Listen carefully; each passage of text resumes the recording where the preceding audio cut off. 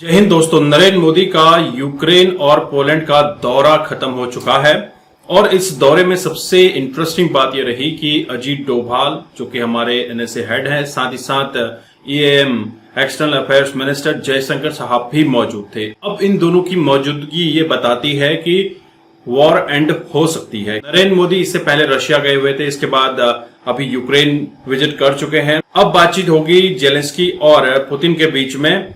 War and के sign दिख रहे हैं। अगर वॉर एंड होती है तो मोदी जी का नाम विश्व पटल पर सुनहरे अक्षरों में लिखा जाएगा। इसी के ऊपर ये पाकिस्तानी रिएक्शन वीडियो है, नैला पाकिस्तानी का ये वीडियो आप एंड तक जरूर देखिएगा। है कि वॉर जो है अब वो वॉर की दुनिया नहीं है। अब हमें पीछे चाहिए, हमें डेवलपमेंट की तरफ जो है ना मूव करना है। ठीक है जी। अब वो जो वॉर होनी है उसमें तो हम बहुत पीछे हैं, सॉरी टू से, और इंडिया हमें मार दे चुका है। अब वॉर होनी है, साइबर वॉर है, तो हम साइबर वॉर में कहाँ हैं? हमारी तो अपने लाहौर बोर्ड की वेबसाइट है, वो किसी ने हैक कर ली है। ठीक है जी। ये हमारी वेबसाइट्स हैं, हमारी इवन के बड़ी सेंसिबल वेबसाइट्स हैं and they are being hacked by the Indians, और वो उनके नॉर्मल पीपल हैं जिन्होंने हैक कर ली हैं। तो साइबर वॉर के अंदर हम बहुत पीछे हैं। अगर तरक्की करनी है तो मेरे ख्याल से अब मिसाइल नहीं चाहिए, we don't need such missile. हमें चाहिए तो एक्सपर्ट्स चाहिए, हमें चाहिए जो साइबर अटैकर्स बैठे हों, जो उनके साथ मुकाबला करें। कहते हैं कि अगर दुश्मन का मुकाबला करना है ना तो दुश्मन के मुकाबले में मद्दे मुकाबल आया जाता है, फिर उस जैसे हथियार लेके मैदान में आया जाता है। अपनी कौम के लिए तो मोदी मेरा ख्याल है एक बेस्ट लीडर है। उसने अपने आप देखें मोदी के टेन्योर में ही इंडिया ने बहुत ज़्यादा ग्रो किया है, उनकी इकॉनमी बहुत ज़्यादा वास्ट हो गई है, आईटी इंडस्ट्री ये वो। तो अपनी कौम के लिए तो वो एक बेहतरीन लीडर है। लेकिन वज़ीर आज़म को अपने कौम के लिए अच्छा होना चाहिए। बिल्कुल बिल्कुल, और वो अपनी कौम के लिए स्टांस लेता है, स्टैंड भी लेता है। और जहाँ पे अपनी उनकी फॉरेन पॉलिसी देखें कितनी स्ट्रॉन्ग है, जहाँ पर कोई इंटरप्ट करने की कोशिश करता है वो कहते हैं कि नहीं ये हमारा अंदरूनी मामला है, आप इसमें नहीं बोल सकते। और जाहिर सी बात है वो इकोनॉमिकली स्ट्रॉन्ग है वो, तो उनको इस चीज़ का इतना मसला नहीं होता। हमें तो ये है ना कि अगर हम लोग किसी की बात नहीं मानेंगे तो इमदाद बंद हो जाएगी, तो मुल्क कैसे चलेगा? क्योंकि हमारा डेफिसिट हमेशा, हमारा जो मुल्क का निज़ाम है वो करंट अकाउंट जो हमारा वो डेफिसिट में। इंडिया की तरक्की है उसको माने, एक्सेप्ट करें कि उन्होंने हर मैदान के अंदर प्रूव किया है, और उनको तस्लीम करके हमें उनके साथ कोलैबोरेट करना चाहिए जैसा वो कहते हैं। अगर वो कोई इनोवेशन लेके आना चाहते हैं, एंटरप्रेन्योरशिप या बिजनेस के हवाले से कोई भी डेवलपमेंट पाकिस्तान के अंदर लॉन्च करने चाहते हैं, देन वी शुड हेल्प। और चाहे उसको हमारी एक अदारा है उसको भी समझना चाहिए, और उसके साथ साथ हमारी पॉलिटिक्स को जो है उसको सोचना चाहिए। अमेरिका के पिट्ठू हैं ये, आप सीधा क्यों नहीं कहते? आप ये कहेंगे ना हम गुलाम हैं। अगर आपने मेरे 20-30 हज़ार देने, आप मुझसे कैसे बात करोगी? हाँ सही बात है जी सर, ओके ऐसे ही करूँगी। हाँ नहीं जी सर, ऐसे ही आप करोगे। तो यही हमारा हाल है कि हम तो लेटे हुए हैं उनके आगे, जो वो कहते हैं हम वो करते हैं। तो ये वो इंडिया जुर्रत से कर रहा है। ये हमारी मजबूरी है, हम क्यों ना करें?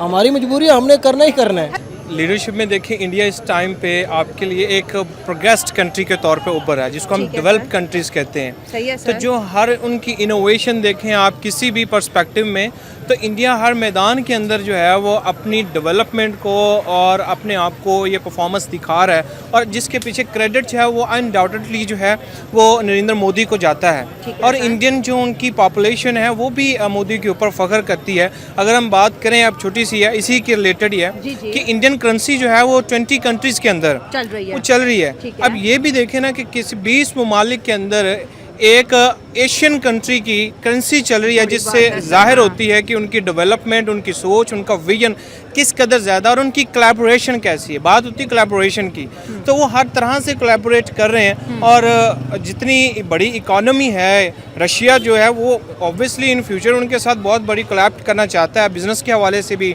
इनोवेशन के लिहाज से भी। तो लीडरशिप, और अगर मोदी साहब वहाँ पे गए तो उनकी बात उनको सुनना पड़ेगी, मजबूरी है उनकी, क्योंकि मोदी की उनको डेफिनेटली जरूरत है। अब मोदी को नहीं जरूरत, लेकिन मोदी की उनको जरूरत है। और इसका तो ये आ रही है दुनिया में कि दुनिया को अब मोदी की जरूरत है। डेफिनेटली मैंने इसी पॉइंट को कहा कि उनकी ज़रूरत है। आप छोटी सी बात देख लें कि पीछे जो है ये जो अंबानी जो है उनकी फैमिली, जो अंबानी फैमिली की है, तो अब आपने वहाँ पे एक ऐसा पॉइंट है कि अब पेरिस के अंदर जो ओलंपिक्स चल रहा है, तो अंबानी फैमिली जो है एम्बेसडर बन के गए हैं कि आप बिजनेस के हवाले से डेवलपमेंट के लिए पेरिस के अंदर जाएं और वहाँ पर हमारे लिए अपॉर्चुनिटीज क्रिएट और करें। 2036 का ओलंपिक्स इंडिया में हो रहे हैं सर, Hopefully ऐसे तो नहीं वो चले गए ना ओलंपिक्स में। तो बात होती है लीडरशिप की। हाँ। तो इंडिया ने जितनी भी रिसेंट जो है डेवलपमेंट की है, जो सक्सेस ली है, credit goes to Narendra Modi and definitely all together credit goes to Narendra Modi, specially to all people जो इंडिया की आईटी इंडस्ट्री के हवाले से। तो ये सारी चीज़ें जो हैं कहीं ना कहीं आपको इफेक्ट कर रही हैं ग्लोबली, और उनके फैसले जो है इम्पैक्ट करते हैं दूसरे कंट्रीज़ के ऊपर, जो उनको मानना पड़ेंगे, तस्लीम करना पड़ेंगे। सर डॉक्टर एस जयशंकर उनके फॉरेन मिनिस्टर किसी तारुफ के मोहताज हैं। अजीत डोवाल जो पाकिस्तान में भी काफ़ी टाइम रहे, यहाँ हर बच्चा उन्हें जानता है। और मोदी साहब ये तीनों पर्सनालिटी यूक्रेन के अंदर मौजूद है, ठीक है। रूस ने कहा है कि मैं कोई हमला नहीं करूंगा जब तक मोदी साहब मौजूद है। सर यहाँ पर मैं एक पॉइंट, चलो जंग का तो आपने कहा कि बड़ी मार्केट है, उनकी डिप्लोमेसी बड़ी अच्छी है, रशिया भी बात मान रहा है, यूक्रेन भी, अमेरिका इंडिया के सामने उफ भी नहीं करता, ठीक है, क्योंकि इंडिया ने रूस से बहुत तेल खरीदा, हालांकि सैंक्शंस लगी हुई थी। यहाँ पे बात रिस्पेक्ट की भी आती है।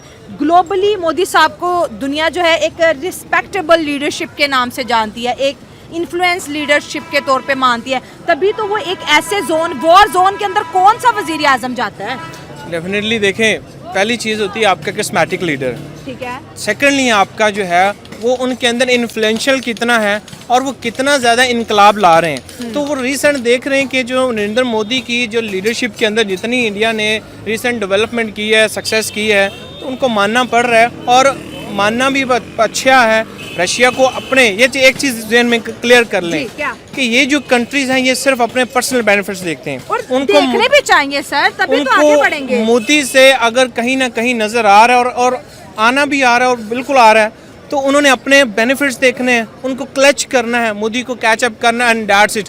और वो किसी हद तक जाएंगे, मोदी जो भी उनको कहेगा वो तो मोदी बाप जी भी कहने के लिए रेडी हो जाएंगे। ये आगे आने वाले बाप भी कहेंगे यूरोप, ये आगे आने वाले वक्त के अंदर उनको करना पड़ेगा। बहुत बड़ी हिपोक्रेसी है पूरी। ये हिपोक्रेसी है कि डिप्लोमेसी है? ये डिप्लोमेसी कहें या हिपोक्रेसी कहें, ये हिपोक्रेसी असल में। अच्छा। क्योंकि आप देखें कि फ़लस्तीन में और कश्मीर में इंडिया ने क्या किया है, वही इंडिया एक दूसरी जगह पर जाकर वो एक मुफाहमती अमल अपना वो सालसी का किरदार पेश कर रहा है। और रूस को भी असल में कश्मीर तो हमारी सोच से भी अब बाहर चला गया है ना। बिल्कुल, कश्मीर तो अब नामुमकिन सी बात है, बल्कि हमें तो डर है अब अपने जो पास छोटा सा कश्मीर रह गया उसमें भी।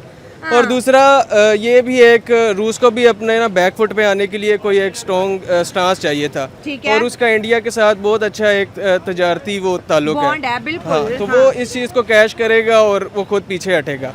बाकी आप देखें पूरी दुनिया जो जैसे यूक्रेन वॉर को स्टॉप करने के लिए जोर लगा रही है, इस तरह उन्होंने ना किसी ने फ़लस्तीन में बात की है जहाँ पे बहुत ज़्यादा कत्लेआम हुआ है, बच्चों का, औरतों का, आपका पॉइंट ठीक है कि एक तरफ हम देख रहे हैं कि फ़लस्तीन और इसराइल की जंग है जो कि एक बहुत बड़ी जंग है, दूसरी तरफ रशिया यूक्रेन की जंग है जो भी बहुत बड़ी जंग है। लेकिन यूक्रेन की जंग को रुकवाने के लिए अमेरिका और इसके साथ जो है यूनाइटेड नेशन खड़ी है, ठीक है, पूरा यूरोप खड़ा है। फ़लस्तीन तनहा खड़ा है, जो 57 कंट्रीज है वो नहीं आ रही। लेकिन यहाँ पर इंडिया का रोल बहुत मैटर कर रहा है ना। पहले जिसने एग्रेशन दिखाया, रशिया ने एग्रेशन दिखाया, पहले मोदी साहब गए रशिया में, पहले जिसने शुरुआत की थी, अब वो पहुंचे हैं यूक्रेन, ज़ेलेंस्की उनको गले लगा के मिल रहे हैं। हालांकि वॉर जोन में कोई भी पीएम नहीं जाता। बिल्कुल वॉर जोन में अब जैसे हमारे एक दफ़ा पीएम, अभी वॉर शुरू नहीं हुई थी, वो रशिया पहुंचे हैं और फिर वॉर शुरू हुई थी और फिर हमारे यहाँ पर हुकूमत गिर गई, उसी की सैंक्शन लगे में इतना $1 मिलियन फाइन पड़ा था अमेरिका की बिल्कुल तरफ से। हाँ। तो ये सब अभी मैंने आपको बताया ना कि वो रशिया ने पीछे आना है, एक कदम जो है वो स्टेप बैक जाना है, ये वॉर खत्म होनी है, क्योंकि वॉर जो है वो किसी भी इकॉनमी के लिए डिजास्टर ठीक है। हाँ। तो उन्होंने भी बैक आना है, उनको भी एक स्ट्रॉन्ग स्टांस चाहिए। और वो जाहिर सी बात है इंडिया और रशिया के बहुत ज़्यादा तजारती ताल्लुकात हैं आपस में, तो वो इसको एक जवाब बनाएंगे कि इंडिया आया और उसने हमें ना सुलह करा दी। सर यही पॉइंट आपसे लेंगे, जैसे उन्होंने कहा कि इंडिया और रशिया के ताल्लुकात बहुत अच्छे हैं, यूरोप नहीं रोक सका रशिया को। अगर मोदी साहब दोनों कंट्रीज़ की जंग रुकवा दे, जैसे खबरें आ रही हैं कि वो जंग रुकवाने गए हैं, और रूस ने कहा कि मैं कोई फायर नहीं फेंकूंगा, मैं कोई मिसाइल नहीं कहूँगा जब तक वहाँ पर मोदी साहब हैं। इंडिया के अंदर जश्न का समा है कि हमारे प्राइम मिनिस्टर की, हम एज ए इंडियंस हमारी इतनी इज्जत है। जी जी बिल्कुल, ये इसलिए है कि इंडिया की आबादी जो है ना वो बहुत बड़ी है और बहुत बड़ी मार्केट है उनके लिए। मार्केट बहुत बड़ी हाँ, है। तो इस बेस पे वो उन्हें तो उनकी बात को डिनाई कर ही नहीं सकते, वो तो सपोर्ट करेंगे ही करेंगे इस पे। ठीक है, जी बिल्कुल।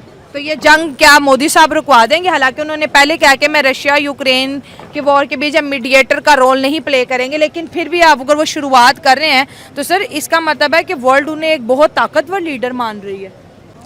बिल्कुल, उनकी इकोनॉमी भी बहुत स्ट्रांग है और उनकी रिसोर्सेज भी, उनकी रिसर्च भी काफ़ी अब बेहतर हो चुकी है, तो वो उन्हें भी एक पावर एक्सेप्ट करेंगे दुनिया पूरी। आपसे बात करेंगे, मोदी साहब की लीडरशिप इतनी स्ट्रांग है कि दुनिया उनको अपना लीडर मान रही है। अपनी कौम के लिए तो मोदी मेरा ख्याल है एक बेस्ट लीडर है। ठीक है। उसने अपने, आप देखें मोदी के टेन्योर में ही इंडिया ने बहुत ज़्यादा ग्रो किया है, उनकी इकोनॉमी बहुत ज़्यादा ठीक है सर, वास्ट हो agree गई है, है, ये बात आईटी ठीक है इंडस्ट्री आपकी। ये वो, बिल्कुल। तो अपनी कौम के लिए तो वो एक बेहतरीन लीडर है। और एक लेकिन वजीर आजम को अपने कौम के लिए अच्छा होना चाहिए। बिल्कुल हाँ। बिल्कुल, और वो अपनी कौम के लिए स्टांस लेता है, स्टैंड भी लेता है, और जहाँ पे अपनी उनकी फॉरेन पॉलिसी देखें कितनी स्ट्रांग है, जहाँ पर कोई इंटरप्ट करने की कोशिश करता है वो कहते हैं कि नहीं ये हमारा अंदरूनी मामला है, आप इसमें नहीं बोल सकते। और जाहिर सी बात है वो इकोनॉमिकली स्ट्रांग है वो, तो उनको इस चीज़ का इतना मसला नहीं होता। हमें तो ये है ना कि अगर हम लोग किसी की बात नहीं मानेंगे तो इमदाद बंद हो जाएगी, तो मुल्क कैसे सही चलेगा? बात है क्योंकि हमारा डेफिसिट हमेशा, हमारा जो मुल्क का निज़ाम है वो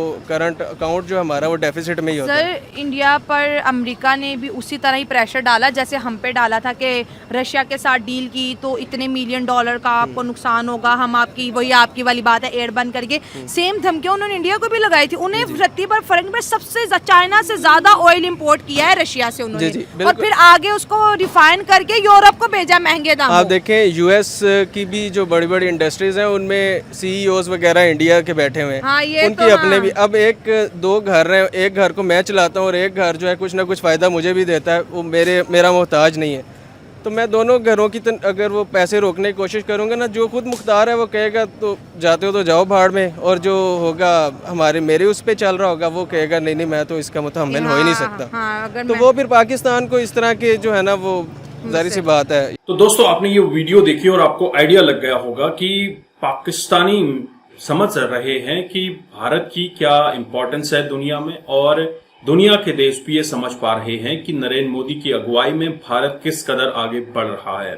दरअसल नरेंद्र मोदी प्रधानमंत्री पद की तीसरी शपथ लेने के बाद जब रशिया गए थे तो दुनिया ने काफी हल्ला किया था, नरेंद्र मोदी रशिया क्यों चले गए वगैरह वगैरह। लेकिन अब बात समझ आ रही है, जब यूक्रेन विजिट हो रही है या हो चुकी है, इसके बाद वॉर एंड के साइन दिख रहे हैं। दोस्तों अमेरिका ने जेलेंस्की को चने के झाड़ पे तो चढ़ाया है, लेकिन अब उसको उतरने का समय आ चुका है।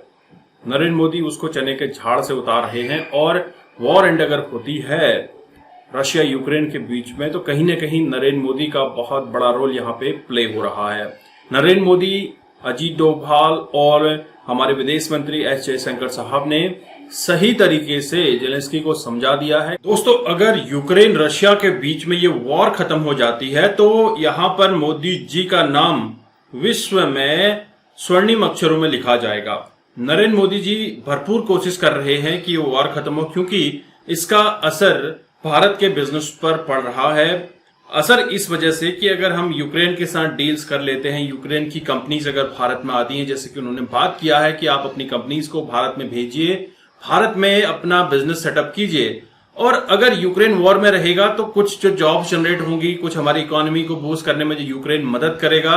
इसके अलावा भारत के यूक्रेन में इंटरफेरेंस से और रशिया यूक्रेन वॉर में इंटरफेरेंस से दुनिया के देशों में एक बात चली जाएगी कि भारत समझौते करवा सकता है। दुनिया के देशों का झुकाव भारत की तरफ हो जाएगा। दोस्तों आप देख रहे हैं रशिया ने अपने को डी-डॉलराइज कर लिया है, बोले तो डॉलर पे डिपेंडेंसी अपनी खत्म कर दी है, क्योंकि उनके पास जो और अपना जो भी ट्रेड है वो रूबल में कर रहे हैं, या फिर जिन कंट्रीज के साथ ट्रेड कर रहे हैं उनकी करेंसी में कर रहे हैं। दोस्तों ये बहुत इंपॉर्टेंट हो जाता है अगर रशिया यूक्रेन वॉर खत्म हो जाती है, और उम्मीद यही है कि रशिया यूक्रेन वॉर खत्म हो जाएगी। आई होप आपको ये वीडियो अच्छा लगा। अगर आप चैनल पर नए हैं, चैनल को सब्सक्राइब करना मत भूलिएगा।